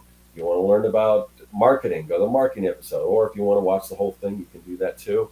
I also have just lately I've been doing tons of nostalgic type videos. They're super fun. Check those out on my YouTube channel right here. And I have a website, surfworks.com, where you can find my digital products like digital brush packs and templates for comics. And I've got a comic lettering masterclass. I've got tons of stuff on there that'll help you make comics. I also have my comic book, Young and the Dead. It's a kids versus zombie adventure story. It's my ode to like the Goonies and Monster Squad and E.T. and all those great action, kid-centric adventure films, Amblin type films of the 80s, but with zombies. So check that out. And then the Artcasters, this show, we do this show pretty much every single week. It rotates now, at least now it's just going to rotate back and forth between my channel and Josh's channel. It used to go to Cory's, but since Cory's stepping down, it's just but still stay. Obviously, you want to stay subscribed to Cory's channel, but I get just a mass unsubscribe. Even though right now it's not going to be as confusing as far as which channel we're going to be on, because we're now down to 2 instead of 3. Yeah, it's still the best way to find us and know exactly what the topic's going to be, who the guest is going to be, all that stuff. Is just join our mailing list for the Artcasters. We don't spam you or anything. The only thing we ever do is about an hour or 30 minutes before we go live, we will send out the newsletter. We'll let you know where you click on to watch the show. That's all we do. We don't do anything else other than that. So it's really give it up to Cory in the comments section too, and let us know your favorite hosting moment of Cory, because he's been rocking this for years. So give it up for him in the comments. Okay. Got a lot of love for Cory in the comments, understandably. And we will miss you, buddy. But we're obviously, even if he's not going to be on here, we're in chats together and stuff like that. So it's but we wish Cory the best in whatever he's doing in the future. And so wrestling. Hopefully we get a chance to do another retreat sometime soon. So all right, thanks to everyone in the chat again. Thanks for all the love for Cory, and we will see you guys next week on Josh's channel. Later.